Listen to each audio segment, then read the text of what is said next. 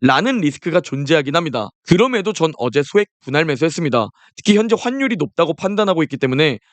안녕하세요. 웅덩이 매매법 레버리지 ETF 장기 투자자 디벨로몽입니다. 오늘도 계좌 먼저 공개하고 시작합니다. 미국 직투 계좌는 9,500만 원 수익 중이며 오늘 미국 증시가 크게 상승하면 드디어 1억 수익을 넘길 것으로 생각됩니다. 그리고 오른쪽의 국내 계좌는 56% 수익률과 660만 원 수익 중입니다. 환차익과 웅줍 멤버십 계좌까지 총 1억 5천만 원 수익 정도 되는 것 같습니다. 자, 어제 미국 증시는 그저께 큰 폭으로 하락한 음봉을 그대로 잡아먹는 장대 양봉을 보였습니다. 나스닥 일봉 차트를 보면 FOMC와 파월의 기자회견을 소화한 증시는 차익 실현이라는 핑계로 큰 장대 음봉을 보였었는데요.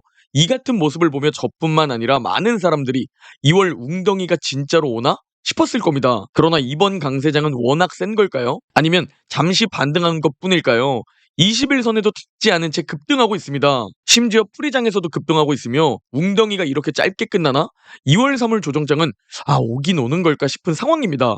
갑자기 또 프리장에서 급등하는 이유가 뭘까요? 네, 바로 애플과 아마존 메타가 어제 시장이 끝나고 실적 발표를 했는데 시장의 예상보다 훨씬 좋은 호재들이 나왔기 때문입니다. 애플은 중국 매출이 떨어지면서 프리장에서 2% 정도 하락하고 있지만 다행히 아마존이 무려 6% 급등하고 있고 메타가 무려 16%나 급등하면서 오늘 본장이 시작되면 메타는 역사적 신고가 올타임 하이를 경신할 것으로 보입니다. 메타는 2022년 하락장 때 이제 끝났다 라고 생각했는데 정말 좋은 기업은 결국 다시 올라오나 봅니다. 메타 실적 발표가 대체 어땠길래 프리장에서 16%나 급등하는 건지 핵심 내용만 짧게 정리해드리면 페이스북, 인스타그램, 위챗 등 모든 어플의 1일 사용자 수가 무려 32억 명으로 최고치를 찍었고 페이스북 사용자만 살펴보더라도 21억 명으로 최고치를 찍으며 전 세계에서 역시나 가장 사랑받는 SNS 기업이다 라는 것을 보여줬습니다. 거기에 2022년에 메타버스에 투자하며 매출 성장률이 역성장을 보였었는데 정말 다행히 빠른 판단을 통해 포기를 하고 AR과 VR과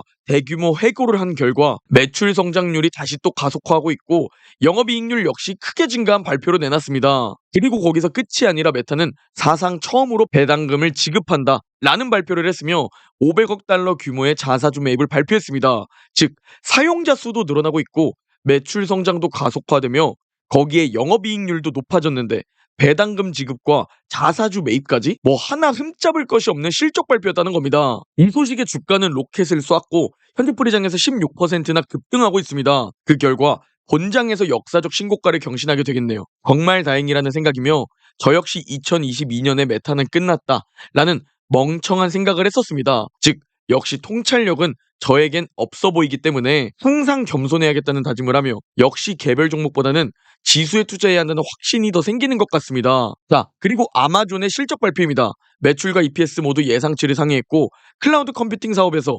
영업이익이 예상보다 훨씬 높게 발표가 되었습니다. 즉 2022년과 2023년에 대규모 해고와 비용 절감을 위한 노력이 이번 실적에 모두 나오고 있는 듯합니다. 그리고 그 결과 마찬가지로 로켓을 쐈고 메타만큼은 아니지만 무려 6%나 급등 중입니다. 자, 그리고 마지막으로 시총 1위 애플입니다. 애플은 홀로 프리장에서 2% 급락하고 있는데요. 마소에게 올해 시총 1위를 내줄 수 있겠다 라는 걱정이 점점 더 커집니다. 사실 나스닥에 투자하고 있고 S&P 500에 투자하고 있기 때문에 누가 오르든지 우리 레버리지 ETF 투자자들은 아무나 이기기만 하면 되는 맘 편한 투자자입니다. 이게 지수 투자의 장점 중 하나죠. 애플이 떨어져도 메타와 아마존이 오르기 때문에 결국 미국 증시는 서서히 올라가는 겁니다. 자, 그렇다면 애플은 왜 하락하고 있나? 이걸 우리가 공부해야 하는 건데요. 시장이 지금 뭘 가장 중요하게 보는지 이걸 공부하는 게 매우 중요합니다. 하락하는 핵심은 중국 매출입니다.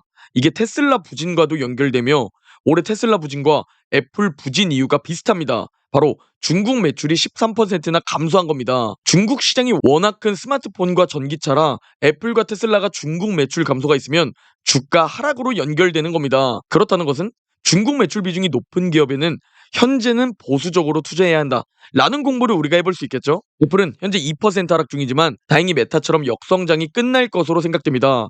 다음 분기부터 다시 성장할 것으로 보이죠. 이 부분이 그나마 하락폭을 줄여주는 것 같죠. 자, 그리고 드디어 사실상 실적 슈퍼위크가 마무리되었습니다. 즉 큰 이벤트 하나를 넘긴 건데 다행히 현재 큰 웅덩이 없이 넘어간 모습입니다. 거기에 현재 미국 10년물 국채금리를 살펴보면 국채 발행 불확실성도 얼마 전 해소되었고 거기에 지역 은행 리스크가 재림할 수 있다? 라는 우려가 나오고 있는 상황이죠. 그리고 어제 제조업 PMI가 발표되었는데요. 제조업 PMI는 47에서 49로 반등하며 현재 미국 경제는 진짜 잘 버텨주고 있다 라는 연착륙 골디락스 기대감을 유지시켜주고 있습니다. 그리고 왼쪽에 신규 주문을 살펴보면 47에서 52.5로 급등한 모습을 볼 수 있습니다. 최근 1년 8개월 동안 부진한 제조업이 이제 다시 반등하기 시작한 걸까요? 진짜 경기 침체 없이 경제 둔화만으로 이렇게 지나가는 걸까요? 라는 생각이 투자자들에게 번지니까 아주 작은 웅덩이를 만들고 바로 반등을 시작하는 미국 증시입니다. 21선 터치도 안 하고 올라가고 있죠. 심지어 오늘도 상승할 거라 예상되고 있는 상황입니다. 하지만 불안한 요소는 존재합니다. 미국 대통령 선거가 있는 해 월별 수익률을 가지고 온 그래프인데요. 여기서 2월과 5월, 8월, 9월은 약세를 보이는 날로 나타납니다. 그래서 현재 2월에 웅덩이가 올 것이다. 3월에 웅덩이가 올 수도 있다. 라는 전망들이 나오고 있는 거죠. 거기에 현재 미국 증시는 실제 총 유동성보다 크게 상승하고 있습니다. 유동성과 미국 증시의 괴리감이 매우 크게 벌어진 모습을 볼 수 있는데요. 유동성과 미국 증시는 매우 비슷하게 흘러가는 것을 볼 수 있죠. 그래서 전문가들이 유동성을 외치는 겁니다. 왜냐하면 사실상 유동성이 풀려야 주가가 상승할 가능성이 높고 유동성이 감소하면 증시도 하락할 가능성이 높다는 거죠. 현재는 선반영 아니면 기대감으로 유동성과 증시 갭이 크게 벌어졌나 봅니다. 그리고 얼마 전 이렇게 벌어졌던 시기가 있는데 바로 2023년 7월 말입니다. 그리고 8월부터 무슨 일이 일어났죠? 네, 바로 3개월 동안 웅덩이를 만들며 조정장을 만들었던 시기입니다. 즉 우리는 곧 기회가 올 수도 있다 라는 각오를 지금 해두어야 한다는 것이죠. 거기에 RSI와 증시 피로도를 보면 확실히 매수세가 점점 약해지고 있나 싶은 모습을 보여주고 있습니다. 생각보다 지금 너무 빨리 오르고 있기 때문에 슬슬 매수하는 사람이 줄어들고 차익 실현하는 사람이 늘어나고 있는 거죠. 거기에 작년 증시를 완벽하게 맞춘 긍정론자 톰리가 연준의 금리 인하 이벤트로 인해 1분기에 웅덩이가 올 수 있다고 경고하면서 뭔가 슬슬 떨어질 것 같은 불안감이 있습니다. 아니? 그래서 디벨로몽님 지금 실적 잘 나왔고 FMC도 소화했고 노동시장도 서서히 둔화되고 있으며 거기에 미국 경제는 잘 버텨주고 있는데 그래서 사라는 거예요? 아니면 웅덩이가 올 것 같으니까 사지 말고 기다리라는 거예요? 라는 생각이 드실 텐데요. 정답은 없지만 핵심은 웅덩이가 보이면 매수하면 됩니다. 웅덩이 매매법 1차 매수 타이밍은 21선에 터치했을 때입니다.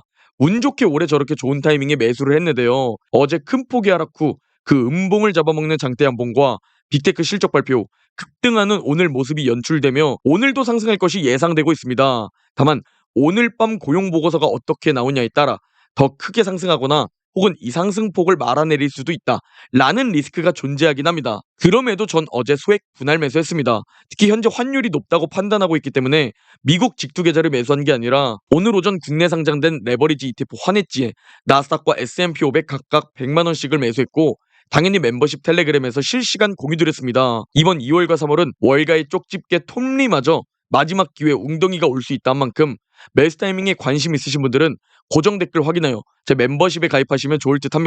올해 1차 매수 타이밍 21선 부근에서 공격적으로 분할 매수하고 있는 이유는 강세장에서는 1년에 한두 번만 조정받을 뿐 그 외 대부분 횡보하거나 상승하기 때문에 1차 매수 타이밍만 주고 올라갈 가능성도 많습니다. 그래서 1차 매수 타이밍도 공격적으로 대응하고 있는데요. 만약 이번 2월과 3월에 웅덩이를 파게 되면 올해 최고의 기회가 왔다는 생각을 가지고 원칙대로 웅줍을 진행하면 되는 겁니다. 지금 뭔가 떨어질 것 같다고 여러분의 자산을 상승시켜주는 그 주식을 팔면 안 됩니다. 지금 우리가 가지고 있는 종목이 세계에서 가장 좋은 투자처인 만큼 지금 이 강세장에서는 계속 전고점을 회복하며 역사적 신고가를 경신하게 될 겁니다. 하락장에서는 더 떨어질까봐 패닉세라는 것을 버텨내고 매수해야 한다는 행동을 하며 버텨내야 합니다. 반대로 강세장에서는 작은 수익 실현 욕구를 버텨내야 하며 급등하는 종목에 대한 포머를 버텨내야 합니다. 즉 투자라는 것은 언제나 인내이며 인내하는 것만이 부자가 되는 방법이라는 거죠.